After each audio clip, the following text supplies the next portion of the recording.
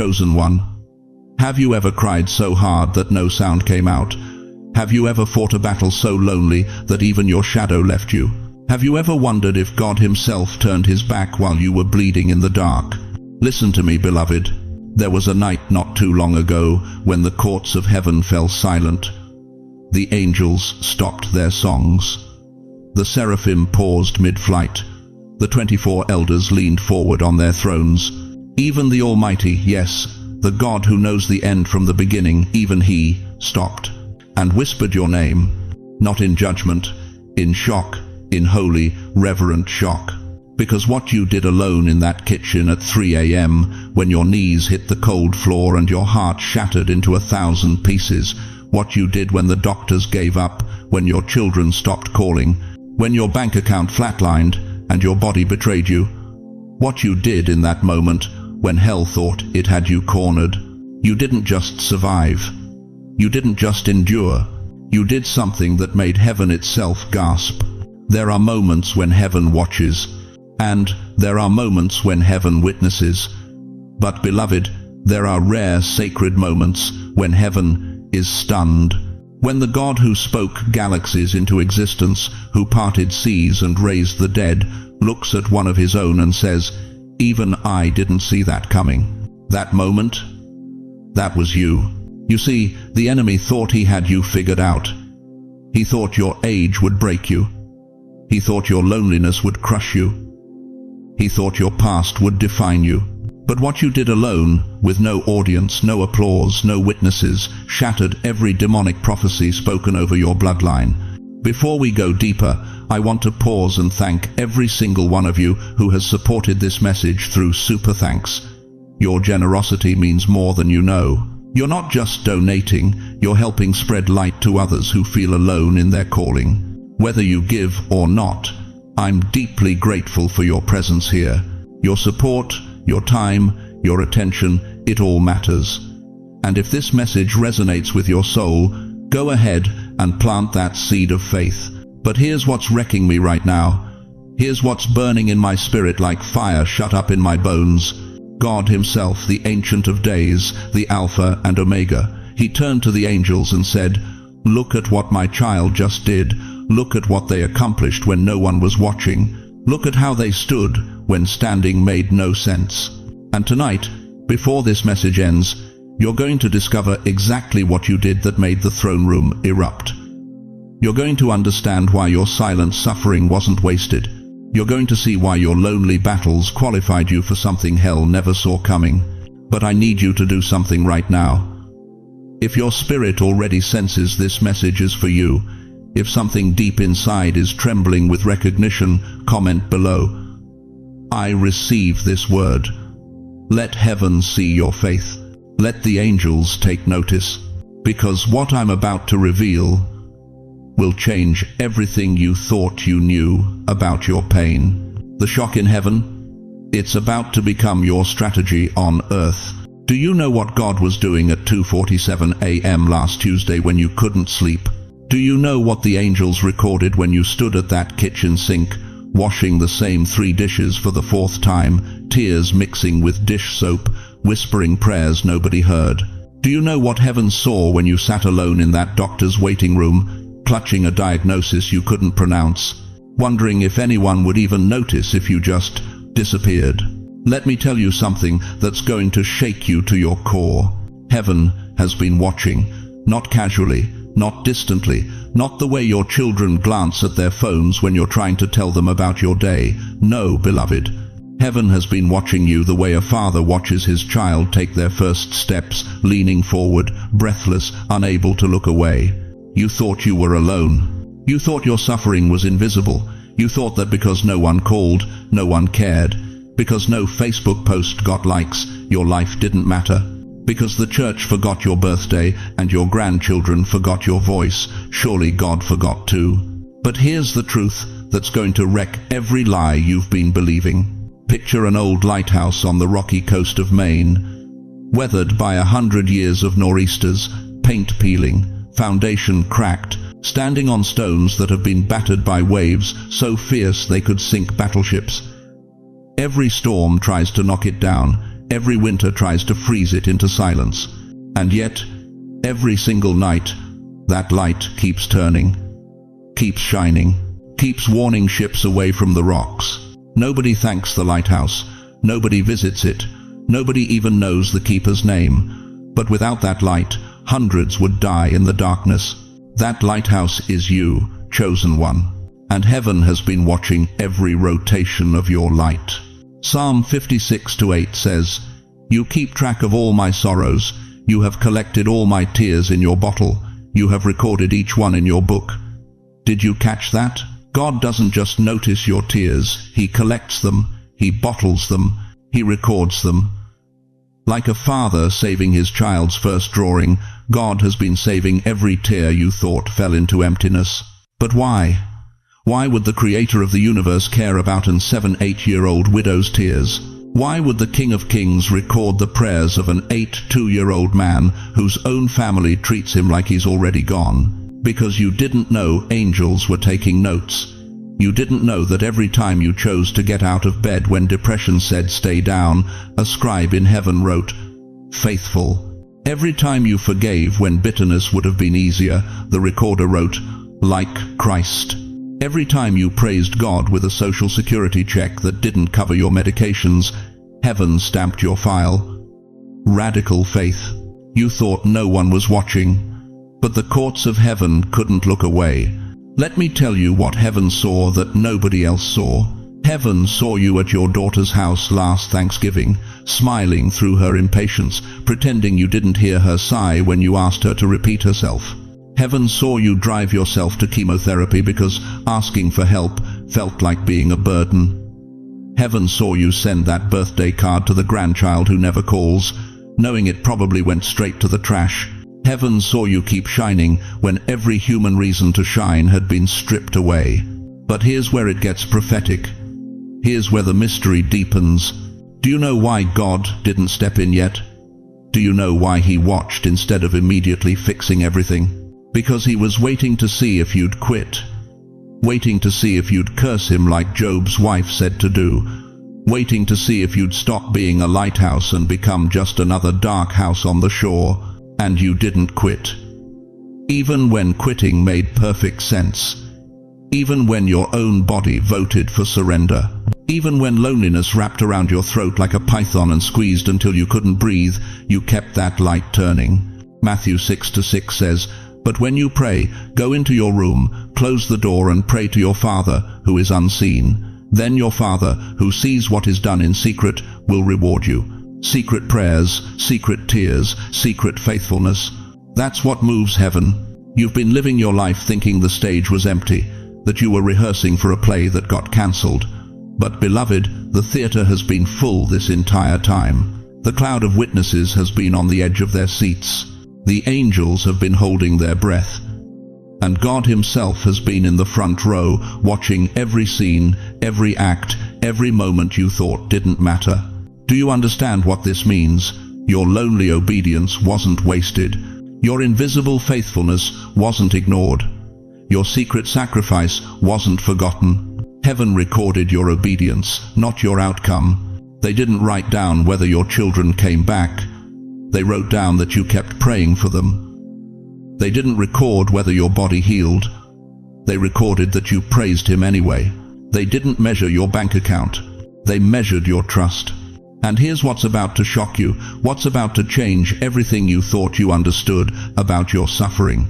What you did alone when no one was watching, when heaven was the only witness.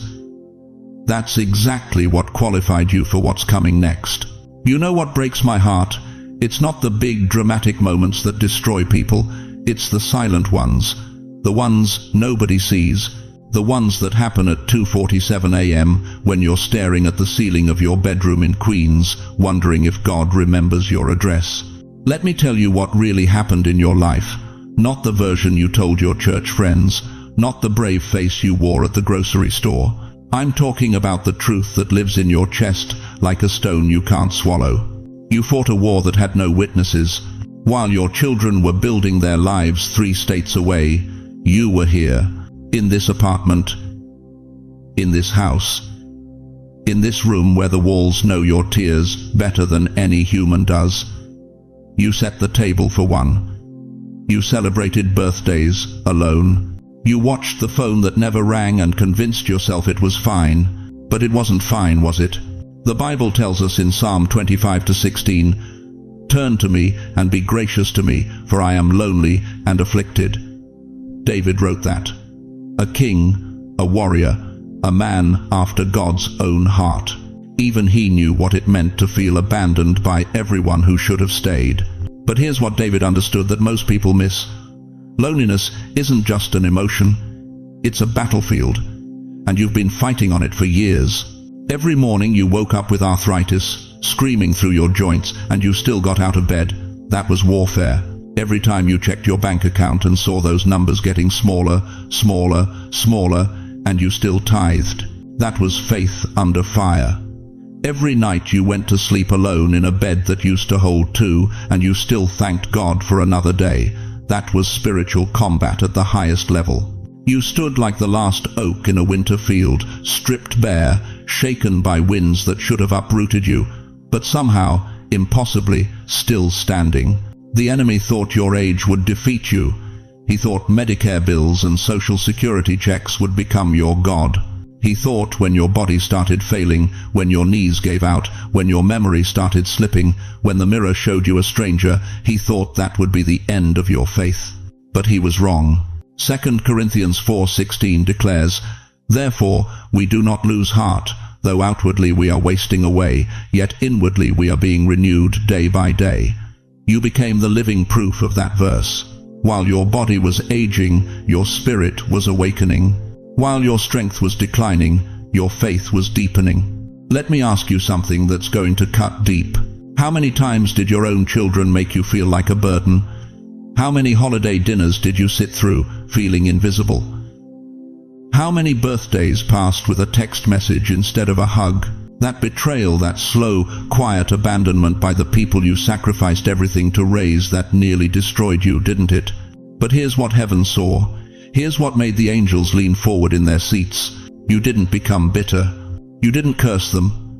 You didn't stop praying for them. Every single night, you still whispered their names to God. You still asked Him to protect them, guide them, bless them. Even when they forgot you, you remembered them before the throne of grace. That kind of love doesn't come from human strength. That's divine DNA flowing through mortal veins. And the financial pressure? Let's talk about that for a moment. Because nobody wants to admit how terrifying it is to be 75 years old, watching your savings disappear, wondering if you'll become homeless in your final years.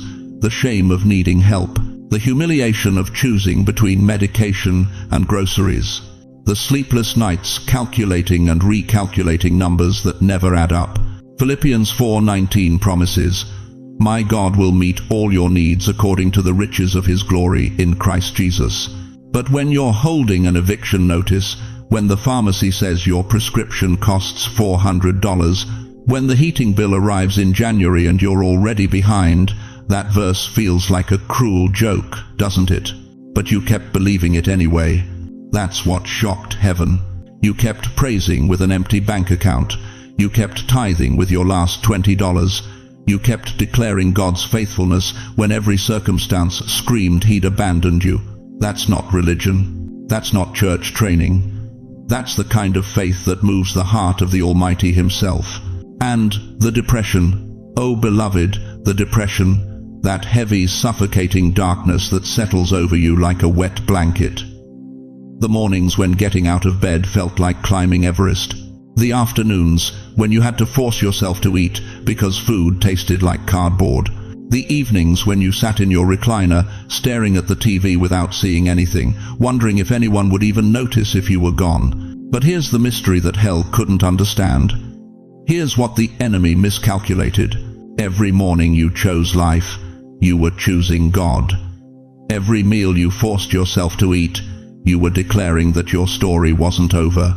Every night you went to bed instead of giving up, you were engaging in the most profound act of worship heaven has ever witnessed. You stayed faithful longer than your strength should have allowed. Let that sink into the deepest part of your spirit. You outlasted your own ability to endure. You survived beyond your own capacity to cope. You kept going when every logical reason to quit was staring you in the face. That's not human willpower. That's supernatural grace. That's the hand of God holding you up when your legs couldn't carry you anymore.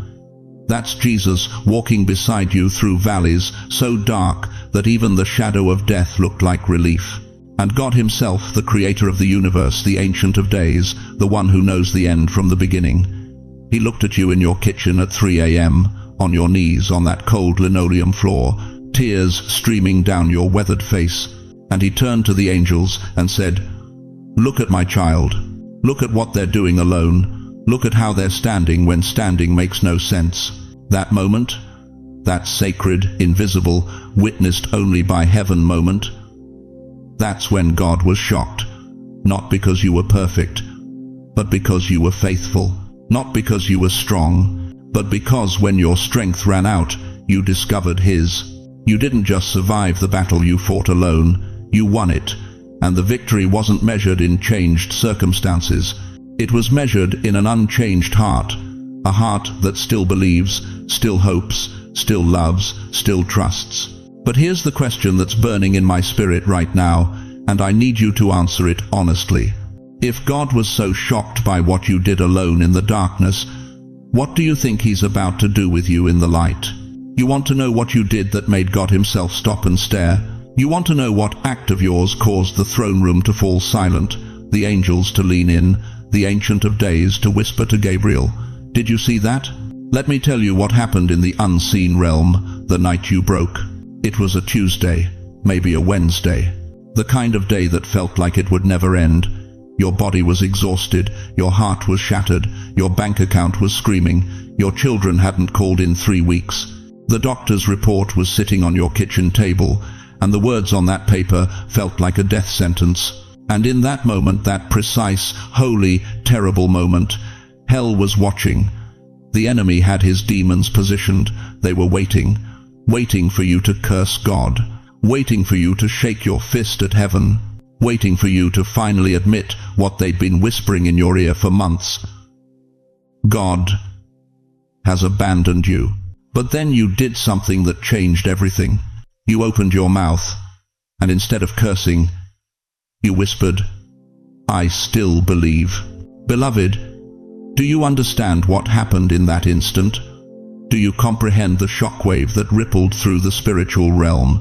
Job 1:21 records the moment when everything was stripped from that righteous man. His children were dead, his wealth was gone, his body was covered in boils, and the Bible says he fell to the ground and said, "The Lord gave, and the Lord has taken away. Blessed be the name of the Lord." That declaration didn't just move earth. It silenced hell and stunned heaven. You did the same thing, you just didn't know it. See, God expected your pain. He knew the diagnosis was coming. He saw the betrayal before it happened. He watched your children drift away. He witnessed every penny disappear from your savings account. He knew. But here's what he didn't expect. He didn't expect your praise. Heaven had prepared for your breakdown. Angels were positioned to catch you if you fell. The Spirit was ready to comfort you in your grief. But when you lifted your trembling hands in that empty living room at 2 a.m. and sang, "It is well with my soul," through tears that wouldn't stop, that's when God gasped. You forgave when you had every right to rage. You prayed when exhaustion said stop. You chose righteousness when revenge was within reach. You worshipped through grief that would have buried weaker souls. Let me take you deeper, deeper than you've ever gone. In Luke 7, there's a woman who crashes a Pharisee's dinner party. She's a known sinner. Her reputation is destroyed. Everyone in that room knows what she's done. And what does she do? She breaks an alabaster box of perfume worth a year's wages and pours it on Jesus' feet. She weeps until her tears wash his feet. She dries them with her hair. The religious people were disgusted. But Jesus was amazed. He said, "Her sins, which are many, are forgiven, for she loved much." That woman gave everything she had left when everyone said she had nothing worth giving. That's you, chosen one. You gave worship when you had nothing left to give. You poured out praise from an empty vessel. You loved God when loving Him made no logical sense. Think about this. Really think about it. When your spouse walked out after 43 years of marriage, you could have grown bitter. You could have turned your back on the church. You could have spent your final years drowning in resentment, but you didn't. You chose forgiveness. You chose to release the person who shattered your world. When the cancer diagnosis came and the doctors gave you months instead of years, you could have questioned God's goodness. You could have spent your remaining time angry at heaven. But instead, you became a testimony in that hospital. When your children stopped visiting and your grandchildren forgot your birthday, you could have died bitter and alone. But you kept praying. You kept interceding. You kept believing that God would turn their hearts back home. Romans 5:3-4 says, "We glory in tribulations also, knowing that tribulation worketh patience, and patience experience, and experience hope." You didn't just endure tribulation, you gloried in it. You transformed your pain into praise, your sorrow into worship, your breaking into becoming. Here's what heaven saw that you couldn't see. When you whispered, "I still believe," while heaven was silent, every demon assigned to your destruction received an eviction notice. When you praised God in your prison like Paul and Silas, the foundations of hell shook. When you refused to let bitterness poison your final years, you broke generational curses that had plagued your family for a century. God expected you to survive. He didn't expect you to thrive. He expected you to cope. He didn't expect you to conquer. He expected your faith to endure. He didn't expect your faith to explode. Your breaking point became your becoming point. The moment you should have shattered became the moment you were remade into something stronger, something fiercer, something that hell cannot touch. If this is speaking directly to your story, if you recognize yourself in these words, if you've praised God when praise made no sense, write it now. I still believe. Let heaven record your declaration. Let the enemy hear your defiance. Let this digital sanctuary become holy ground. Because, beloved, what you did alone is about to become what God does through you publicly. The private worship is about to birth public breakthrough. The secret tears are about to water visible harvest. But you need to understand something that will shatter every remaining doubt about your purpose. You know what breaks my heart? It's when I meet someone in their 70s, their 80s, and they look me in the eyes and whisper, "Pastor, I think God forgot about me in the fire." Beloved, let me tell you something that's going to shatter that lie right now. God didn't forget you in the fire. He got in it with you. Turn with me to Isaiah 43:2. Listen to these words like your life depends on it, because it does. When you pass through the waters, I will be with you. And when you pass through the rivers, they will not sweep over you. When you walk through the fire, you will not be burned. The flames will not set you ablaze. Did you catch that? When you walk through the fire. Not if, not maybe. When. God knew the furnace was coming. He knew about that diagnosis that would shake your faith to its core. He knew about the bankruptcy that would strip you bare. He knew about the loneliness that would feel like slow death. He knew about every single night you'd spend wondering if you could take one more day. But here's what the enemy doesn't want you to understand. Here's the truth that will set you free tonight. The fire wasn't meant to consume you. It was meant to refine you. You see, I grew up in Brooklyn, and my grandfather, God rest his soul, he was a metal worker, used to take me down to his workshop in Red Hook when I was just a boy. I'd watch him take a piece of raw iron, ugly and worthless looking, and thrust it into that furnace. The heat was so intense I had to step back. But my grandfather? He'd lean in closer. He'd adjust the temperature. He'd watch that metal like his life depended on it. One day I asked him, "Grandpa, why do you stare at it so hard?" And he said something I'll never forget. "Son, if I look away, if I let it get too hot, I'll ruin it. But if I watch it carefully, if I control the heat just right, I can turn this worthless metal into something beautiful, something strong, something that will last forever." That's exactly what God has been doing with you.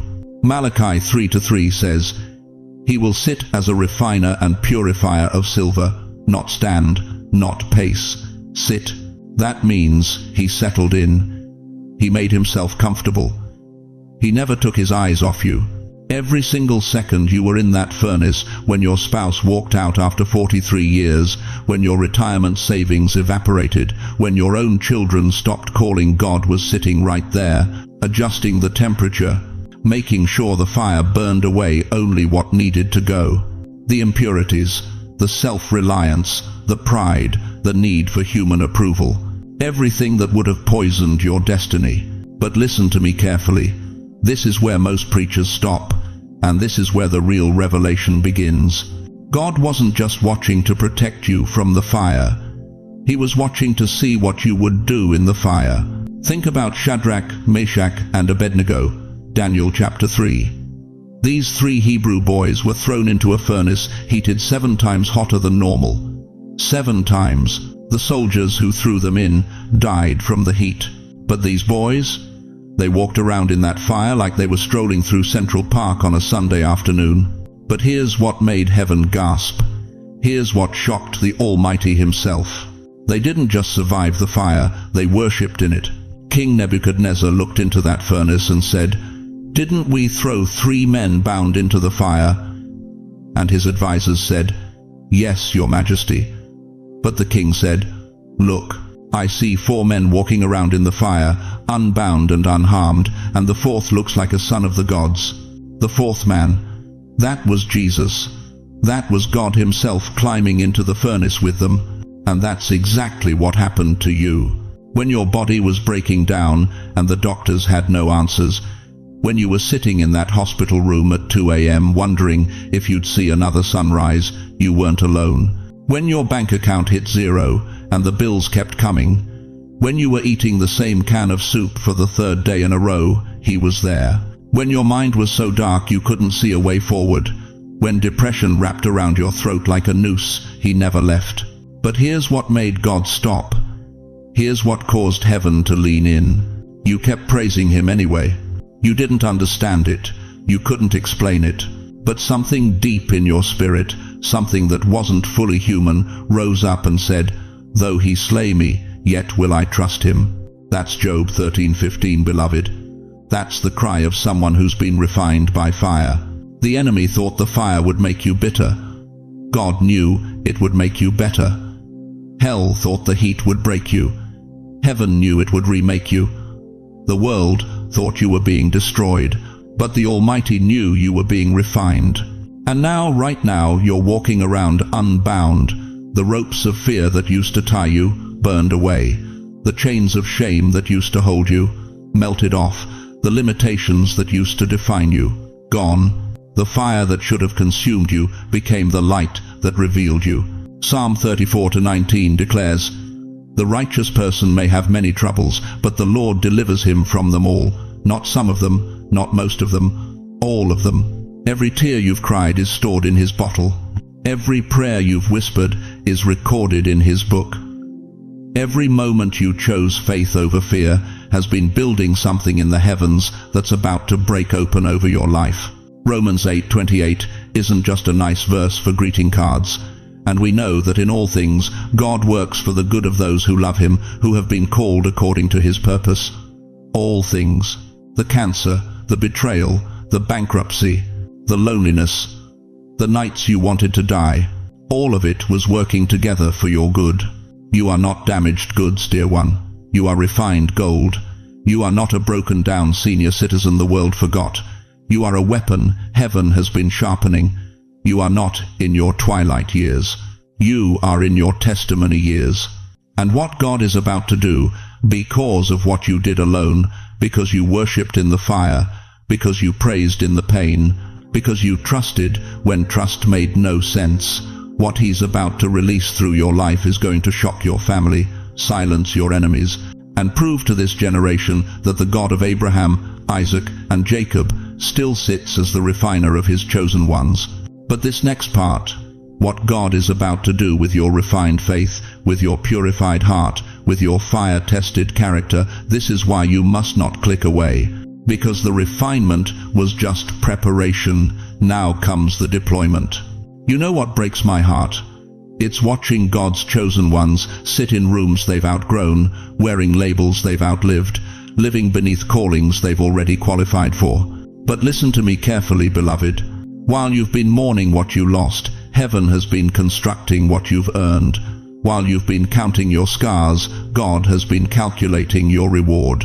While you've been questioning if anyone noticed your sacrifice, the architect of the universe has been drawing blueprints with your name engraved on every door. Your loneliness wasn't isolation, it was preparation in the secret place.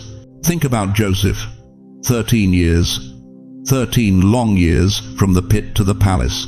Betrayed by his brothers at 17, forgotten in prison, overlooked by the cupbearer who promised to remember him. But Genesis 41:14 says, "Then Pharaoh sent and called Joseph, and they brought him hastily out of the dungeon." Hastily.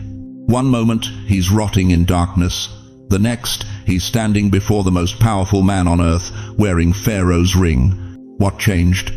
Did Joseph suddenly become more qualified? No. Heaven's clock struck the appointed hour, and everything shifted in a single day. That's you right now. You're standing at the threshold of your hastily moment. You see, every tear you cried alone at 3 a.m., God collected them in bottles according to Psalm 56:8. Every prayer you whispered when your voice was too weak to speak, heaven recorded them in golden bowls according to Revelation 5:8. Every time you chose faithfulness when no one was watching, when giving up would have been easier, when staying down would have made more sense, the Ancient of Days was writing your name on doors you haven't even seen yet. But here's what's going to wreck you. Here's what the enemy doesn't want you to know.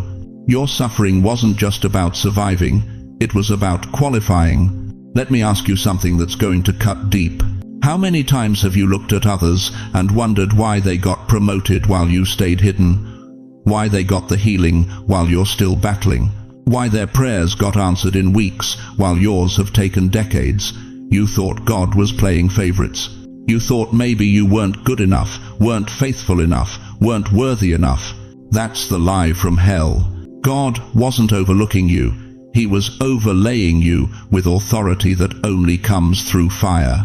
He wasn't forgetting you. He was fashioning you into something this generation has never seen. Those years in the wilderness, that was your doctoral program in divine dependence. That season of silence, that was heaven teaching you to hear God's voice above every other noise. Moses spent 40 years in the desert before he split the Red Sea. David spent years running from Saul before he touched the throne. Jesus himself spent 30 years in obscurity before 3 years of ministry that changed eternity. The longer the preparation, the greater the manifestation. Right now, as I'm speaking these words, something is shifting in the spiritual realm over your life. Can you feel it? That restlessness in your chest, that stirring you can't explain. That's not anxiety, beloved. That's anticipation. That's your spirit recognizing what your mind hasn't caught up to yet. Heaven is rearranging rooms with your name on the door. God is about to reward publicly what you endured privately. The suffering you carried in secret is about to become the testimony you declare in public. The battles you fought alone are about to become the victories that encourage multitudes. The pain that almost destroyed you is about to become the platform that establishes you. But I need you to understand something crucial. This promotion isn't just for you. It's for everyone who's been watching your struggle, wondering if faithfulness still matters. It's for your grandchildren who need to see that serving God in obscurity still produces fruit in due season. It's for this generation that's lost hope, that needs to witness what happens when someone refuses to quit during the silence. Your story is about to become someone else's survival manual. Look at Job, everything stripped away, his children, his wealth, his health, his dignity, sitting in ashes, scraping his sores with broken pottery, while his own wife told him to curse God and die. But Job 42:10 declares, "And the Lord restored Job's losses when he prayed for his friends." Indeed, the Lord gave Job twice as much as he had before. Twice as much. Not just restoration, multiplication. That's your promise tonight. What the enemy stole in your 20s, God is returning in your 70s with interest.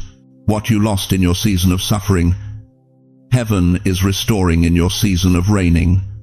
The years the locusts ate, according to Joel 2:25, they're about to be repaid with supernatural abundance. But here's the urgency burning in my spirit. This moment right now is your activation point. This isn't just another sermon you stumbled across. This is your divine appointment with destiny. The same God who promoted Joseph in a day, who crowned David after the cave, who raised Jesus from the tomb, is positioning you for a shift so sudden, so complete, that everyone who witnessed your wilderness will have to acknowledge your God. The foundation has been laid through your suffering, the walls have been built through your warfare, and now God is installing the doors. If you're ready for what's next, if something in your spirit is confirming that your hastily moment is here, type 777 inches the comments right now. That's heaven's number of completion and divine reward. Let the angels see that you're ready to step through the doors that have your name on them. Because, beloved, the rooms are ready, the promotion is signed, and heaven is waiting for you to stop living like you're still in the pit when the palace has been prepared. But what exactly are these rooms? What's waiting behind these doors that hell fought so hard to keep you from reaching? Now listen to me very carefully, chosen one, because what I'm about to tell you is going to shatter every lie you've believed about your future. You've been looking at your life like it's winding down, like the best chapters are behind you, like God gave you your shot, and now you're just waiting for the end, waiting for relief, waiting to finally go home. But what if I told you that everything you see right now, the emptiness, the loss, the silence, what if all of that is not your ending? What if it's your setup? God doesn't do sequels, beloved. He does reversals. And what comes next will not match what you lost. It won't even be close. Because when God reverses a situation, He doesn't just restore what was taken. He multiplies it. He magnifies it. He transforms it into something the enemy never saw coming. Job understood this. The Bible says in Job 42:10, the Lord restored Job's losses when he prayed for his friends. Indeed, the Lord gave Job twice as much as he had before, twice as much, not the same amount, not slightly more, twice. Double portion. Divine mathematics that make hell tremble. But here's what most people miss about Job's story. His greatest loss wasn't his wealth, it wasn't his health, it wasn't even his children, as devastating as that was. His greatest loss was his reputation. His friends sat there and told him he must have sinned. His wife told him to curse God and die. The entire community that once respected him now whispered behind his back. Job lost his name before he lost anything else. Does that sound familiar? Have people who once celebrated you now forgotten you? Have children who once needed you now ignore your calls? Has a community that once valued your wisdom now treats you like you're invisible? That's not your ending, that's your reversal point. Because when God restored Job, He didn't just give him back his stuff, He gave him back his honor. Job 42:11 says, all his brothers, sisters, and former acquaintances came and dined with him. The same people who abandoned him came back, but they didn't come back as equals. They came back as witnesses to what God had done. Your reversal isn't just about getting things back. It's about people seeing that God never left you. Look at what's happening in the spirit realm right now. While you've been sitting in that empty house, while you've been eating dinner alone, while you've been wondering if anyone even remembers your name, heaven has been building, constructing, designing, creating something so magnificent that when it manifests, people will ask the same question they asked about Job. Is this the same person? God is about to turn your ashes into architecture. Every tear you cried in secret, that's mortar. Every night you couldn't sleep, that's foundation. Every prayer that seemed to bounce off the ceiling, that was you co-signing the blueprints with heaven. You thought you were falling apart. God was gathering materials. Isaiah 61:3 promises beauty for ashes, the oil of joy for mourning, the garment of praise for the spirit of heaviness. But do you know what beauty for ashes really means? It means God takes what's burned, what's destroyed, what's dead, and He builds a palace on top of it. Your greatest pain becomes your strongest platform. But here's the revelation that's going to break something loose in your spirit right now. You thought God was testing you all these years, testing your faith, testing your endurance, testing to see if you'd break. No, beloved, He was trusting you. There's a massive difference between testing and trusting. When God tests you, He's trying to see what you're made of. But when God trusts you, He already knows. He trusts you with silence because He knows you'll worship anyway. He trusts you with loneliness because He knows you won't abandon Him. He trusts you with loss because He knows you understand that everything on earth is temporary except your relationship with Him. God looked at you and said, "This one can handle what's coming. This one won't quit when it gets dark. This one is strong enough to carry the weight of divine reversal." And now heaven is ready to show you what trust looks like when it's rewarded. So, let me ask you something that's going to determine everything about your next season. Are you ready to stop mourning what you lost and start preparing for what's coming?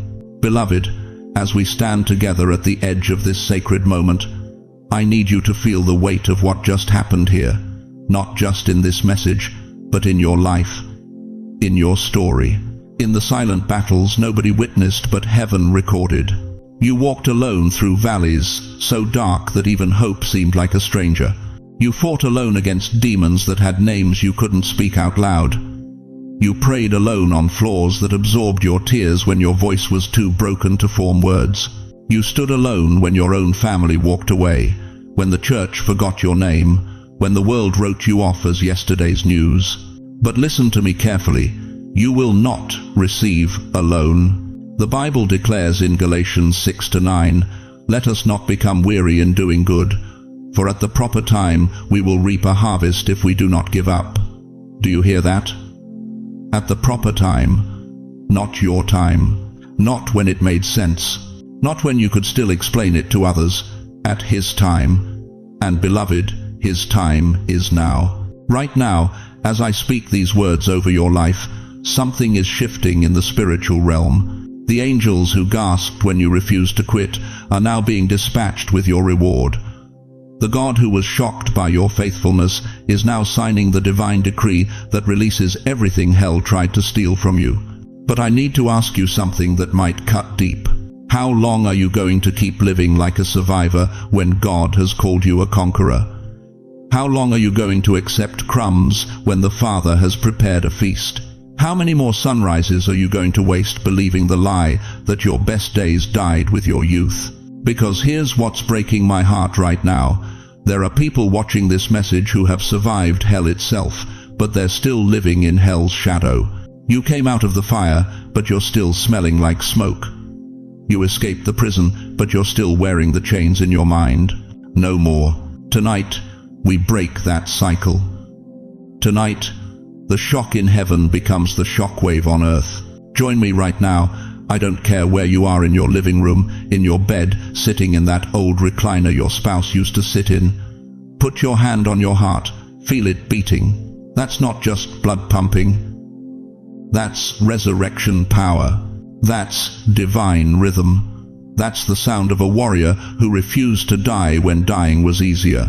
Father God, Ancient of Days, the one who sees what no eye has seen and hears what no ear has heard, I come before you now, carrying every person who has walked this journey with me tonight. Lord, they didn't just listen to a message, they remembered who they are. They recognized their story in your story. God, I thank you that you were shocked not by their weakness, but by their strength, not by their failure, but by their refusal to stay fallen, not by their age, but by their authority. And now, Father, let that same shock ripple into their reality. I speak divine reward over their lives right now. Financial breakthrough that defies their bank statements, physical healing that contradicts their medical reports, relationship restoration that seems impossible by human standards, purpose activation that makes their past make sense. I declare that what they lost in secret will be restored in public. What was stolen in darkness will be returned with interest in the light. Every door the enemy slammed shut is now being blown off its hinges by the breath of the Almighty. I prophesy that within the next season of their lives, they will see the fruit of their faithfulness. They will hold in their hands what they only held in their hearts. They will walk through doors they only knocked on in prayer. They will become the answer to someone else's desperate cry for hope. In Jesus' mighty name, I seal this blessing. Amen. Now, beloved, if this word touched you, if something shifted in your spirit, I need you to do two things. First, type in the comments right now, I receive my divine reward. Don't just think it, declare it. Let heaven hear your voice. Let the angels see your faith. Second, share this message. There's someone in your life right now who's one day away from giving up, 1 hour away from quitting, 1 moment away from believing the lie that their struggle was for nothing. They need to hear this. They need to know they're not alone. They need to understand that even God was shocked by what they did alone. If you haven't subscribed to this channel, do it now. This isn't just content. This is a lifeline for the chosen. Every week, we're building a community of warriors who refuse to bow, believers who refuse to break, chosen ones who refuse to forget who they are. Remember this, beloved. Even God was shocked, not by your weakness, but by your strength. And the world is about to be shocked by your comeback. The silent season is over. The shockwave has begun, and nothing will ever be the same.